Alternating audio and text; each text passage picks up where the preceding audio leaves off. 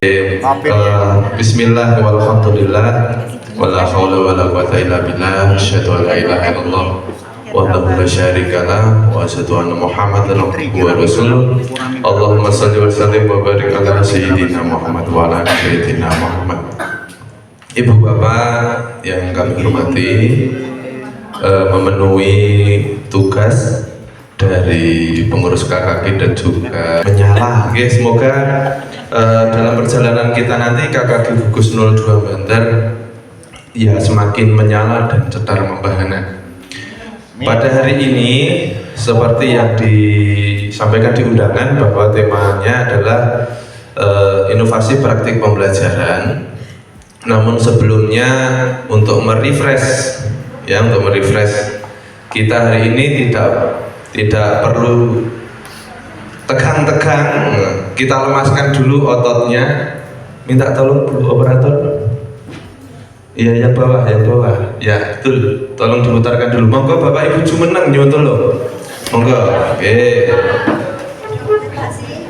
Pangapunten nek kula mengke kadang-kadang duduk janokone ilang gabite, mlakune rada syuk-syuk kaya sengkuni mati ya. Nggih. Monggo diputarkan dulu. Oke, silakan diikuti nyanyinya dan gerakannya. Kok rumuni? Jak tayo. Ay, macam.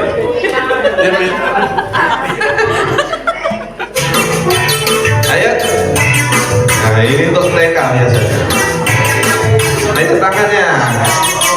Tangan diputar-putar. Tangan diputar-putar.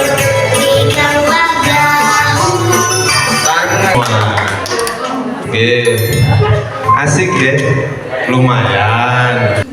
Ya, oke, terima kasih. Baik, pada kesempatan hari ini kita akan sama-sama mereview ataupun belajar. Materi ini saya dapatkan ketika mengikuti simposium guru penggerak se-Jawa Timur beberapa waktu yang lalu di Malang. Nah, ini salah satu materi yang relevan dengan apa yang ada di undangan, yaitu tentang inovasi pembelajaran.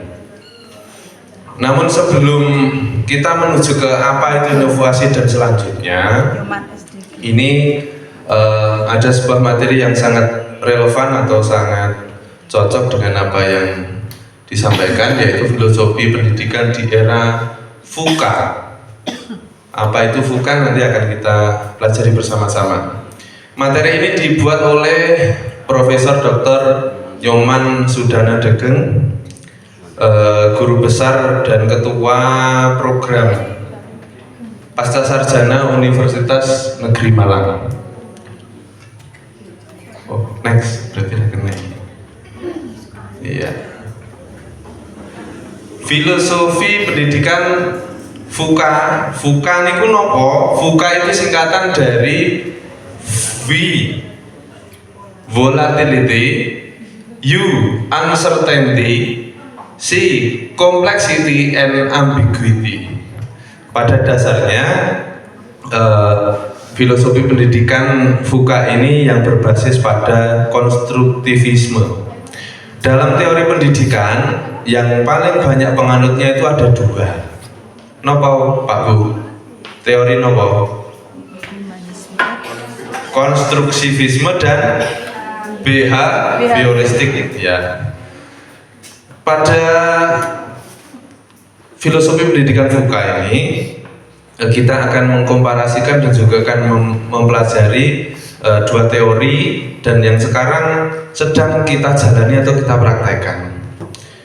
Lanjut, pada dasarnya VUCA ini menekankan pada teori pembelajaran berbasis konstruktivisme. VUCA world, keadaan dunia yang sedang VUCA. VUCA itu apa? Di situ tidak terlihat nih kontras. Volatility, uncertainty, complexity, dan ambiguity. Di next. Volatility itu apa? Volatility itu perubahan yang cepat. Uncertainty itu apa? Ketidakpastian. Kompleksitas atau kerumitan, dan ambiguity itu kesangsian, ketidakyakinan, ambigu. Maknanya sebenarnya yang ini atau yang ini. Kalau kita melihat kondisi zaman kita sekarang, adakah yang tidak relevan dengan ini? Tidak ada. Perubahan terjadi begitu cepat. Misalkan Bapak Ibu ini semua pegang HP.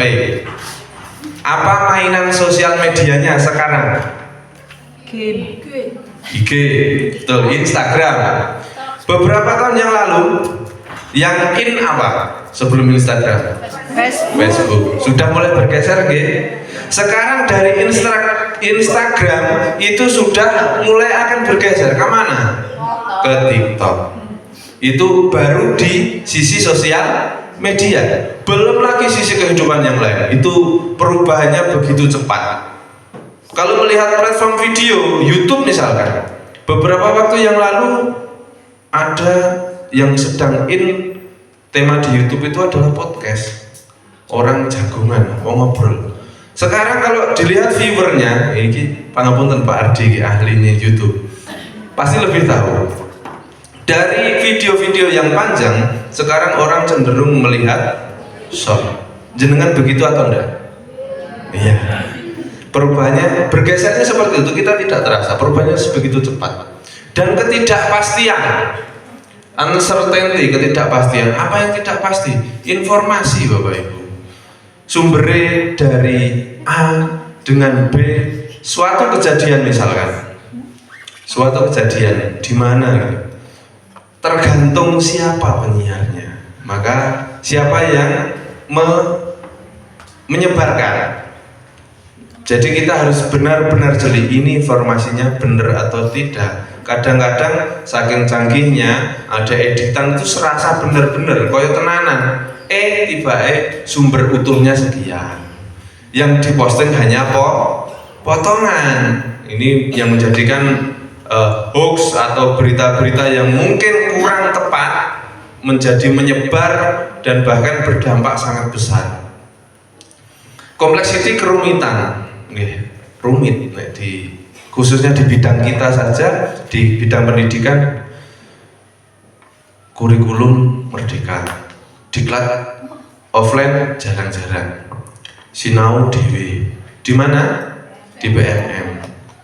Mungkin sistematikanya setelah menyelesaikan materi, membaca materi, ada uji kompetensi, kemudian unjuk aksi nyata.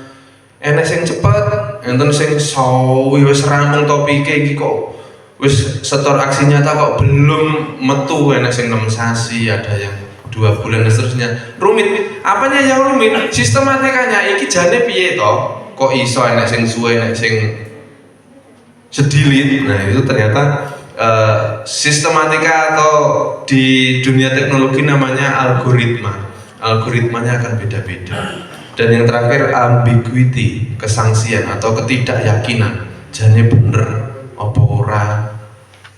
Ini yang benar versi yang mana? Karena dua-duanya misalkan ada 2 versi kejadian, semua pakai penguat atau istilahnya dalil kalau Pak Ustadz David, dalile iki sing iki di nalar dengan akal ya bener kabeh. Nah monggo, ini fenomena zaman yang sedang kita hadapi sekarang, dan mau tidak mau kita juga harus adaptif terhadap keadaan yang seperti ini. Next. Nah, apa itu VUCA World? VUCA World adalah era karena kemajuan teknologi informasi atau digitalisasi, sehingga terjadi perubahan yang begitu cepat, menciptakan ketidakpastian, kompleksitas keragaman perilaku, dan kesangsian pengambilan keputusan.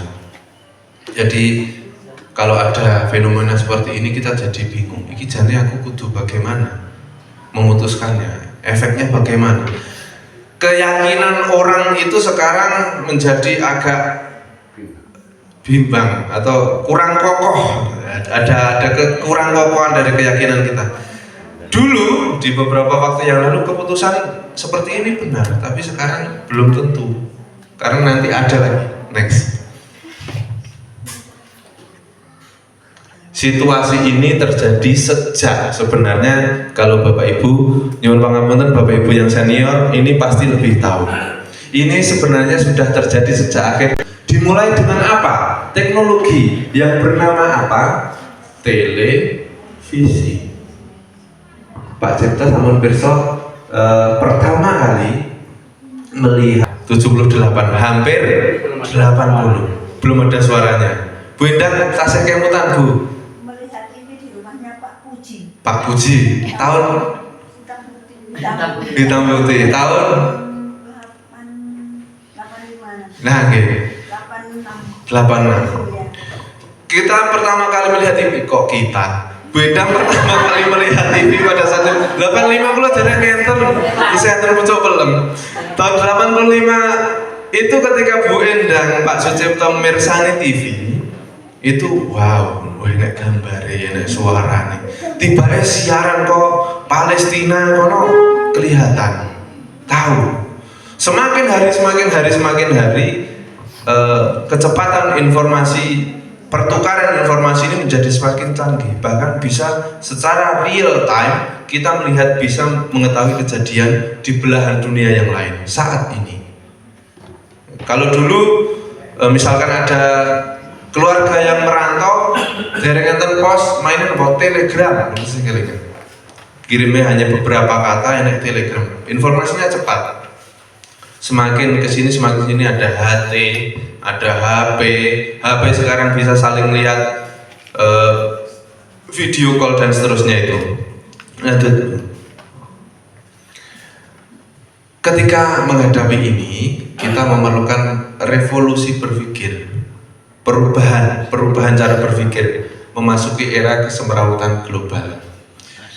Jadi kita menjawab tantangan masa kini dengan pola pikir yang kekinian juga. Apa yang disampaikan Bapak Kasno tadi memang sangat betul, bahwa di setiap masa ada orangnya, di setiap orang ada masanya.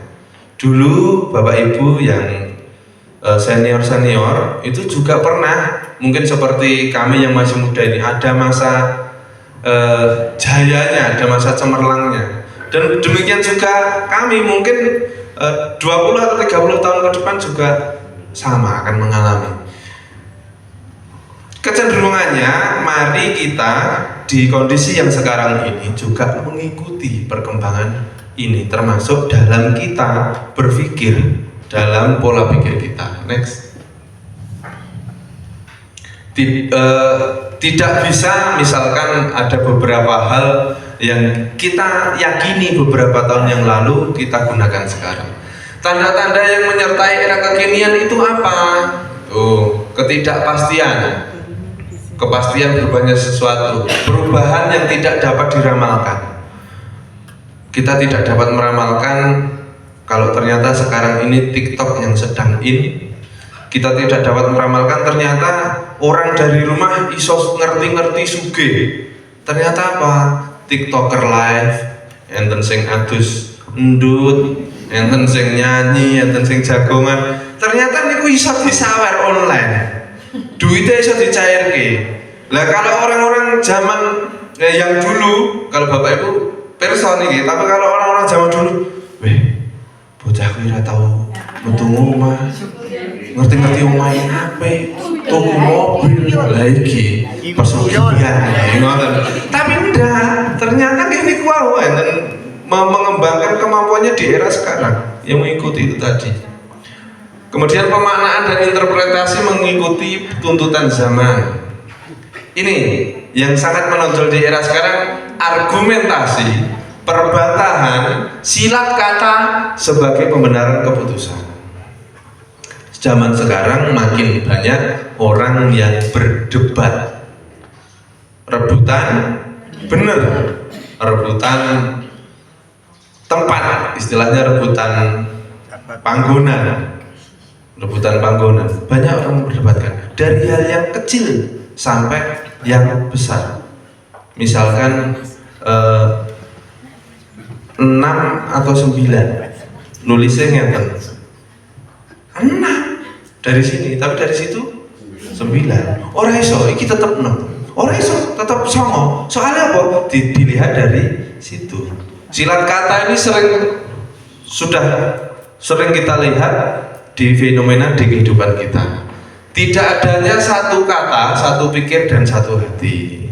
Ini sudah menjadikan hal yang jamak bahwa memang kebebasan berpendapat sekarang lebih dibuka kerannya, sudah lebih bebas, bahkan caci maki, kata-kata kotor dan lain-lain itu sudah mulai dipertontonkan di muka umum. Lanjut. Lanjut. Sabar Pak Ardi. Nggih. Kali guyon bareng dengan Nggih, kali biar bareng. Mboten purun. Sabar. Nggih, ngeten iki nggih termasuk era kekinian. Nah, riyen ngangge napa? Presentasi ini ngangge apa? Oh, HP. Nulis sik nganggo nggen kertas mika bening tulis. Nah, leres toh? Tidak sabar segala sesuatu, benar. Agek wae terbukti. ayo gue contoh. Curiga. Gue mau iki ora nyambut gawe nang omahe ngerti-ngerti. Tuku helikopter. Wah, iki bae niku. Kuatir, bimbang, tidak percaya segala sesuatu dan lain-lain. Itu fenomena kejiwaan yang dialami orang-orang sekarang. Lanjut. Tidak sabar segala sesuatu. Ngomong aku. Sabar, pokoknya sabar.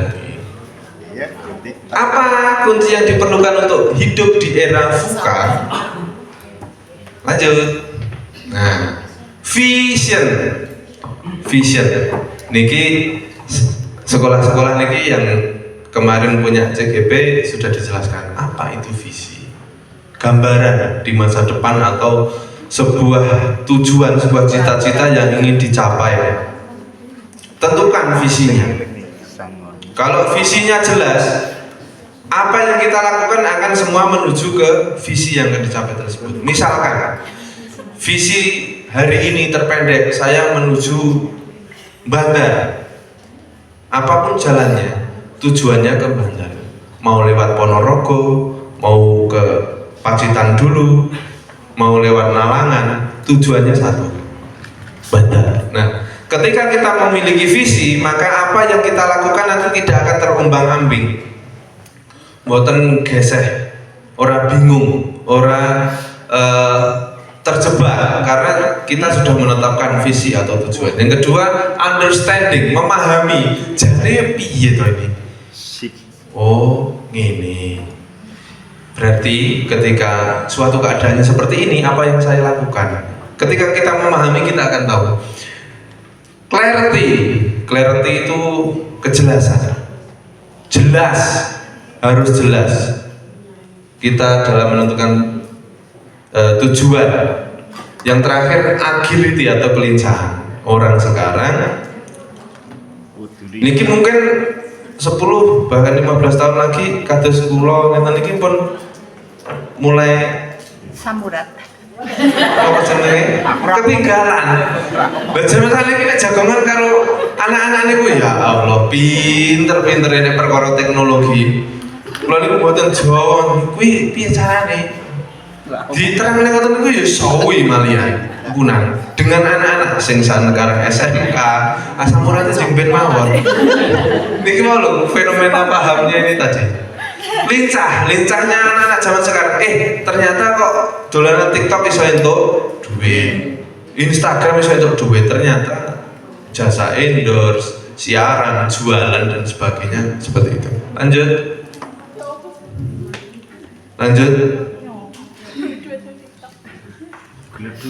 Nah, kompetensi dunia kerja di era kesemrawutan global ini yang harus kita siapkan untuk anak-anak didik kita, Bapak.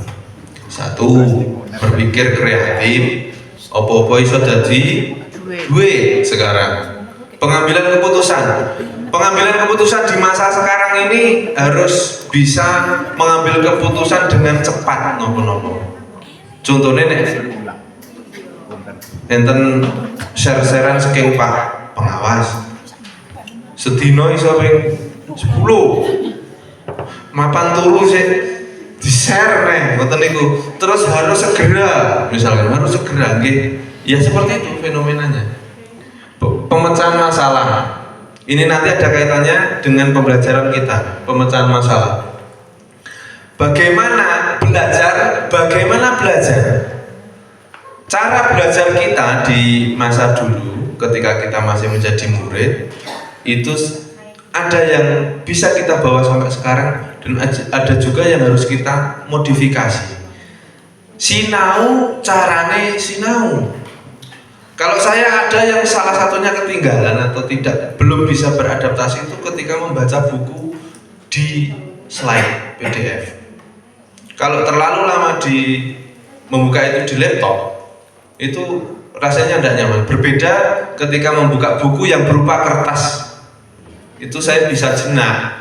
Tapi kalau lihat di laptop atau di tab itu, mboten jenak macamnya buka. Itu yang belum bisa saya adaptasi. Belajar kan sekarang bisa banyak hal. Kalau soal pengetahuan anak-anak, jenengan paringi PR atau jenengan paringi tugas, anak-anak itu sudah lincah. Burung pipit termasuk golongan hewan nopo metu jawane geruduk. Cara membuat tempelan nopo? Cara membuat pojok baca dan sebagainya sudah mudah sekali. Ini juga harus kita adaptasi. Yang selanjutnya kolaborasi. Ojo laku dewi.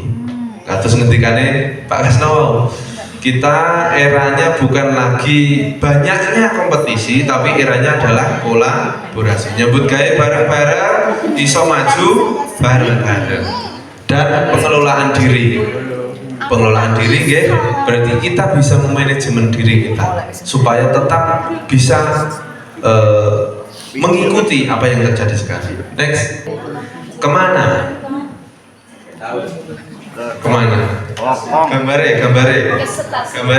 Gambare mawon. Di mana?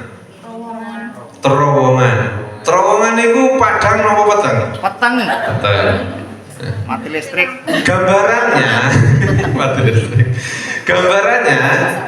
pendidikan kita hari ini itu seperti rel kereta api yang sedang ada di dalam rel yang masuk ke dalam terowongan. Kalau boleh saya menginterpretasikan, pendidikan kita hari ini sedang berada pada kondisi semua dalam keteraturan, mengutamakan keteraturan. Mburi dhewe niku iso mlaku mboten nek mboten digeret sing gerbong. Mboten. Terus kita memasuki dunia yang belum kita tahu, terowongannya peteng. Sing ngerti dalane dhisik dhewe sing enek arah. Kita ini termasuk gerbong yang ada di belakang karena kita terjun langsung berhadapan dengan anak-anak didik masa depan kita, sementara kemudi atau kendalinya berada di paling depan. Lanjut. Oke, lanjut meneh di itu ya. Nah, ini terjadi kapan, Pak Bu? Paradigma face to face ke online ini ketika pandemi. Seperti yang dikatakan tadi, ketidakpastian. Enten sing pirsa kalau di tahun 2020 itu akan ada ontran-ontran geden ngoten niku. Nah, ngerti-ngerti seperti itu. Terus sinaune piye? Bocah-bocah sinau piye? Bisa Bapak Ibu kemarin menghadapi ini? Bisa. Lagi ini. Berarti Bapak Ibu berhasil beradaptasi dalam segala keadaan. Perubahan paradigma tidak membuat panjenengan semua ini bingung, tapi akan mengatasi itu dengan kemampuan Bapak Ibu. Lanjut. Ya, next. Belajar harus tetap berjalan di era apapun. Dari dulu, semenjak kita merdeka, belajar tetap berjalan. Zamannya kaya ngopo? gegeran kaya ngopo. Di tahun 98 disampaikan Pak Kasno tadi ketika beliau masuk ke Jawa Timur, 2 bulan setelahnya itu kan gegeran geden se-Indonesia. Apakah sekolah berhenti? Tidak, belajar harus tetap berjalan. Tahun 2020 kemarin tidak boleh keluar rumah pakai masker dan selanjutnya. Apakah belajar berhenti? Tidak. Bagaimanapun caranya ibu bapak mengusahakan supaya murid-murid tetap belajar. Lanjut. Ya terus. Nah, niku contohnya ketika isolasi mandiri atau sendiri di tempat terpencil, mencekam, situasinya mengerikan. Contohnya, misalkan ternyata kita berjalan tersesat, di situ kita juga akan belajar piye carane golek dalan metu, ngelak piye carane kita mencari minum, luwe ya bagaimana cara mencukupinya, bagaimana kita bertahan dan mengatasi sebuah situasi, itu juga sebuah kegiatan belajar. Maka sebenarnya kalau dikatakan manusia ini harusnya menjadi pembelajar sepanjang hayat, sepanjang hidupnya kita belajar. Lanjut. Nah ini contohnya lamun ketika isolasi mandiri nih bu, susah indah nih kau yang ngomong nih. Pacari remes nih. Lanjut.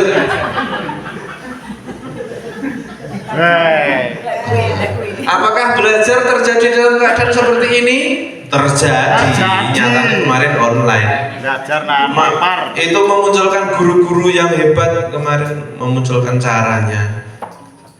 Bagaimana belajar supaya lebih Efektif. Oke, bagaimana anak-anak bisa lebih memahami dan lain sebagainya. Berbagi praktik baik kemarin seperti Budian, Chromebook, Quizzes dan lain-lain itu juga salah satu cara adaptasi dalam belajar. Lanjut. Nah, ketika Merdeka Belajar ini digaung-gaungkan, apa peran konstruktivisme? Lanjut. Tepuk 4. Ayo tepuk 4. Tepuk 5. Tepuk 5. Tepuk 5. Tepuk 5. Terima kasih. G. Ada ketidakpastian. Nah, contohnya gini niki wau. Oh, gelangan. Alhamdulillah sudah diatasi oleh ibu bapak SD Negeri Duan Jeruk, semuanya juga bisa kita lanjutkan. Kita lanjut, G. Monggo Bu, next.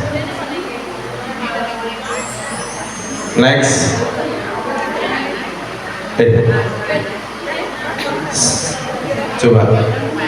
Belum. Di atasnya. Sebelumnya, before.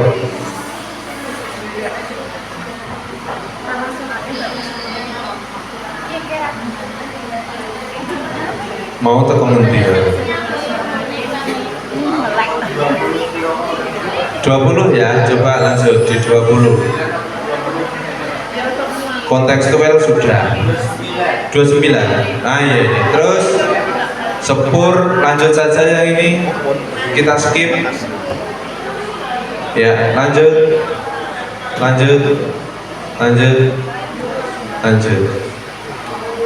Ya, next. Alon-alon. Timbang mumet nggo laptopnya. Lanjut. Ya, apa peran konstruktivisme? Lanjut. Selamat tinggal. Belum. Selamat tinggal. Next. Keseragaman. Oke. Artinya sebenarnya maksudnya Pak Menteri dan jajarannya itu silahkan ciptakan pembelajaran itu sesuai dengan kondisi di sekolahnya masing-masing. Ora kudu podo, sesuaikan dengan keadaannya. Lanjut, selamat tinggal keseragaman dan selamat datang keberagaman. Iya, keragaman. Bisa saja macam-macam. Kalau ada praktek baik yang ditiru boleh enggak? Boleh. Lanjut lagi. Itu mungkin versi yang full screen. Ya. Lanjut lagi. Oke, naik enter. Oke, silahkan dilihat dulu video yang pertama. Yang ini tadi. Main musik. Berapa orang Bapak Ibu? Banyak. Adakah yang mengatur? Ada. Siapa? Yang berperan sebagai siapa tadi? DJ. Apakah? Oke, ini memang video settingan atau memang dibuat. Tapi dalam pesan yang ingin disampaikan, pemain-pemain musiknya itu semua apakah seolah sudah diatur? Datang sendiri apa diatur ayo ini datang sendiri. Terus alat musiknya beda-beda, bawa sendiri. Namun pada akhirnya kalau ini tadi musiknya bisa terdengar, semuanya bisa main bareng-bareng. Kalau main musik bareng-bareng itu asalkan ada guidance-nya atau istilah penuntunnya, main dari chord ini nanti root-nya atau bar chord ini main ini asalkan satu lagu dan satu nada dasar, maka semua akan ketemu, bisa dimainkan. Sebenarnya pesan yang ingin disampaikan oleh video ini itu sebenarnya adalah maksud dari Merdeka Belajar itu sendiri. Kalau dulu semua kebijakan dari atas diikuti ke bawah, harapannya sebenarnya kita di sekolah-sekolah masing-masing, di kelas masing-masing memainkan musiknya, memainkan kelasnya, mengatur kelasnya masing-masing, mengatur sekolahnya masing-masing dengan panduan yang sudah dibuat oleh Kementerian Pendidikan, Riset dan Teknologi. Nantinya ketika semua kelas bergerak, semua sekolah bergerak dalam satu irama, maka tujuannya akan bisa dicapai, yaitu memainkan orkestrasi atau musik yang akan sangat indah. Apakah alat musiknya tadi sama? Tidak, beda-beda. Mungkin antara Pacitan dengan Jakarta akan beda. Namun ketika semua memainkan kelasnya, mengubah kelasnya, mengubah sekolahnya menjadi semakin baik, maka tujuan orkestrasi itu akan tercapai. Sebenarnya itu. Lanjut Bu, adik esensinya saja lanjut. Ya, ini diputar. Satu video terakhir. Nanti materinya kalau bagi mawon nggih. Tadi kurang 10 menit belum. Nah, ini saja dilihat. Ada sebuah pesan yang sangat bagus untuk kita semua para guru.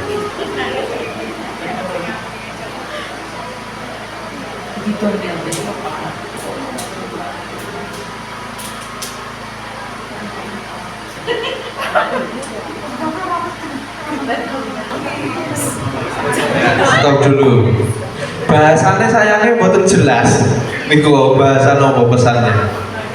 Bisakah saya minta salah satu untuk menceritakan pesan apa yang terkandung dari video tersebut? Monggo, Pak Rudi.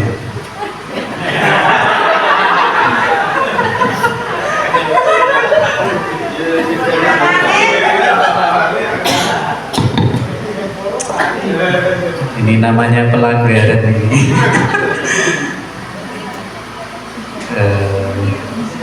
Terakhir endingnya bikin saya menangis. Mungkin pesan yang ingin disampaikan dari video yang ada di depan ini, bahwa kalau belum tahu sebab apapun itu, sebab yang menjadikan sesuatu hal itu di luar apa yang kita rencanakan, maka kita harus tahu dulu sebabnya, sehingga kita bisa berlapang dada, bersabar untuk menerima kekurangan dari orang lain. Demikian Pak Tejo. Terima kasih Pak Rudi. Betul sekali. Tepuk tangan untuk Pak Rudi. Tak tunjuk ae anu dulur gua kakangku padahal. Oke, betul sekali. Adakah yang sudah pernah melihat video ini sebelumnya? Sudah ya, sudah beberapa kali. Pesannya mungkin itu. Satu, jangan menghakimi dulu tanpa tahu sebabnya. Yang kedua, sebenarnya pendidikan ini untuk siapa sih?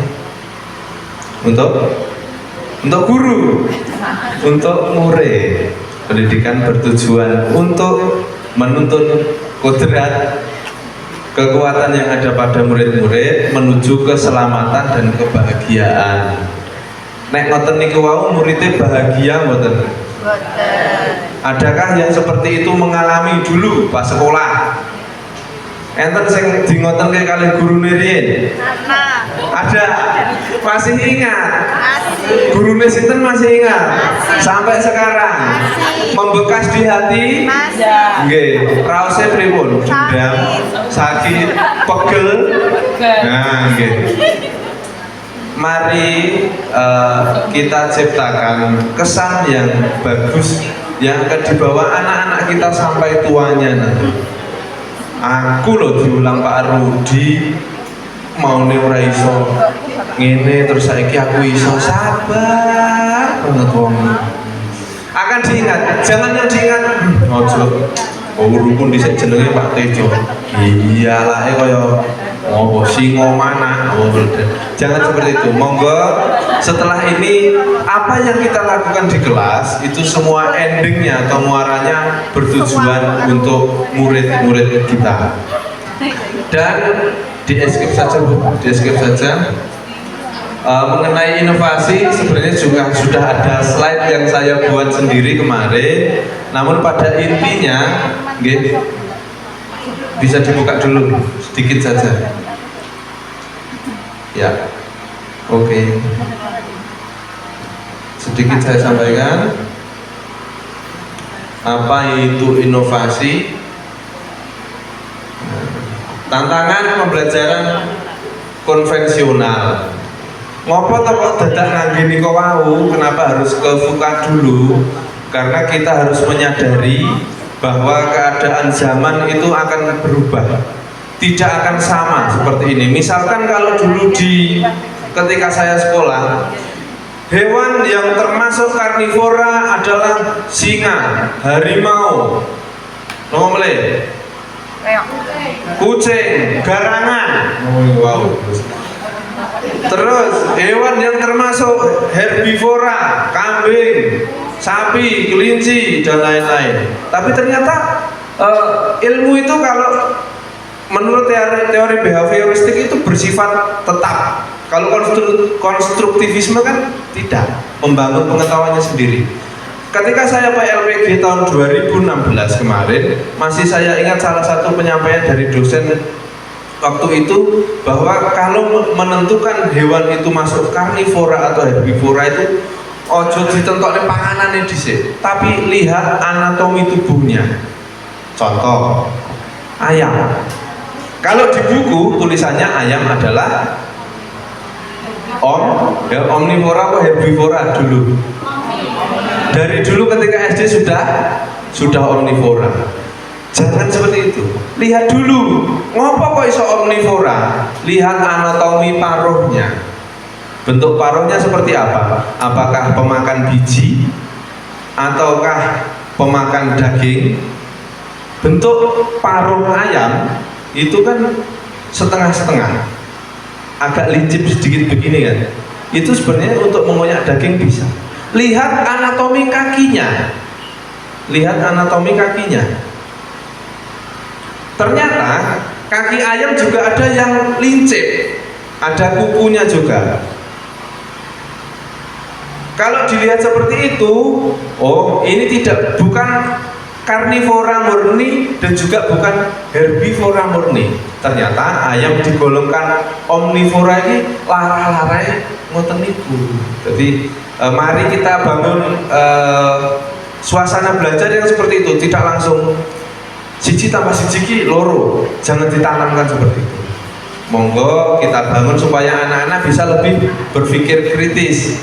Nah, tantangan pembelajaran yang konvensional yang saya dulu juga mempraktekkan, yang pertama peserta didik cenderung pasif, materinya kurang relevan, kurangnya variasi dan metode belajar, sulit menarik minat peserta didik. Lanjut.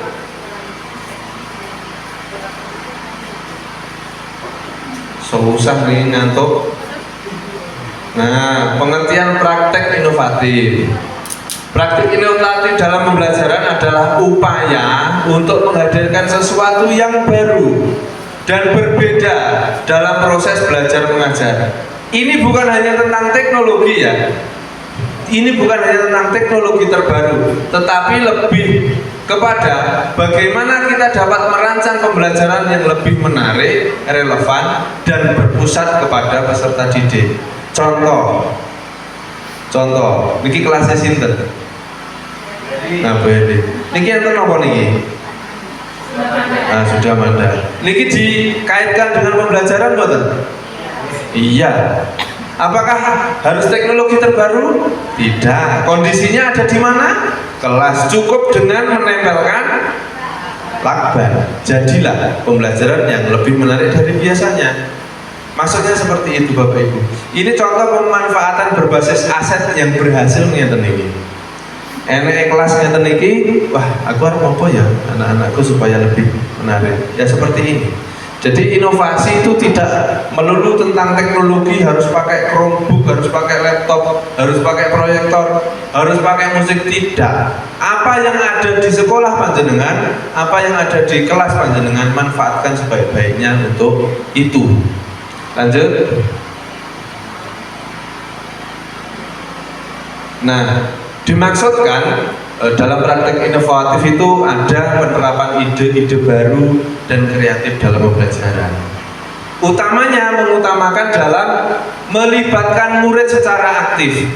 Boten kados ceramah ngeten iki kaya pengajian satu arah tapi dua arah. Memanfaatkan teknologi untuk mendukung pembelajaran yang ada. Kalau yang tidak ada bagaimana? Cara yang lain masih banyak. Menyesuaikan pembelajaran dengan kebutuhan dan minat peserta didik. Pembelajaran apa nih? Berdiferensiasi. Lanjut. Nah, manfaatnya niku meningkatkan motivasi. Harapannya dengan pembelajaran yang inovatif meningkatkan motivasi dan minat belajar peserta didik, meningkatkan pemahaman konsep, mengembangkan keterampilan berpikir kritis dan kreatif, mempersiapkan peserta didik untuk menghadapi tantangan masa depan. Next. Contoh. Nah, satu, pembelajaran berbasis proyek. Kemarin di SD Negeri 1 Bangunsari, Pak Ardi mencontohkan pembelajaran berbasis proyek. Pembelajaran kolaboratif, libatkan murid dalam menentukan mau belajar yang seperti apa. Pak, kelompoknya laki-laki semua dan perempuan semua, silakan. Ada kesepakatan, kita libatkan. Pak, bagaimana kalau P5-nya dibuat di rumah dulu, baru dibawa ke sekolah? Ada suara, ada pendapat murid yang kita terima atau kita istilahnya apa? Partisipasi murid itu kita masukkan. Jangan melulu dari kita kalau bisa. Yang ketiga, penggunaan media sosial dalam pembelajaran. Kalau saya mengamati, khususnya yang saya punya kontaknya, guru-guru di Gugus 02 Bantar ini sudah nomor 3 ini sudah masuk menggunakan media sosial dalam pembelajaran, terutama ibu-ibu. TikTok, status WhatsApp, Instagram, tidak melulu tentang belanja misalnya, tapi kegiatan-kegiatan Bapak Ibu di sekolah niku nggih di share, dipamerkan. Gini Bu, contoh pemanfaatan media sosial yang baik ini Bu. Jangan hanya untuk belanja ibu-ibu. Bapak-bapak masih jarang yang share. Kalau saya mengamati di Gugus 02, banyak sekali sudah praktek baik yang di-share di media sosialnya. Dapatkah kita mengambil atau meniru? Ya boleh saja, wong baik kok ditiru enggak baik ditiru. Yang keempat, gamifikasi pembelajaran. Nah, seperti ini tadi termasuk golongan gamifikasi pembelajaran. Pembelajaran dibuat dengan suasana permainan, game atau permainan. Nah, itu beberapa contoh praktik inovatif yang dapat dilaksanakan. Penjabarannya jenengan sudah tahu sendiri. Pada intinya Bapak Ibu, seiring perkembangan zaman yang semakin cepat berubah, semakin cepat berkembang, kita sebagai guru harus dapat menyesuaikan diri dengan perkembangan zaman. Karena anak-anak sekarang kalau soal pengetahuan sudah tidak sulit mencarinya, tapi kunci yang dipegang oleh Bapak Ibu adalah pada pembangunan karakter murid-murid. Tugas kita dalam memberikan pengetahuan dapat digantikan oleh AI, Google, dan lain-lain, tapi tugas kita dalam membangun murid-murid kita, membangun karakter murid-murid kita tidak dapat digantikan oleh kecerdasan buatan ataupun mesin-mesin yang lain. Terima kasih atas kesempatan yang diberikan. Mohon maaf apabila sempat terjadi gangguan teknis dan lain sebagainya. Semoga apa yang saya sampaikan ada manfaatnya dan semoga ada manfaatnya. Namun apabila tidak ada manfaatnya, dibuang saja jauh-jauh. Terima kasih, sampai jumpa di pertemuan selanjutnya. Mohon maaf atas segala kekurangan. Wassalamualaikum warahmatullahi wabarakatuh.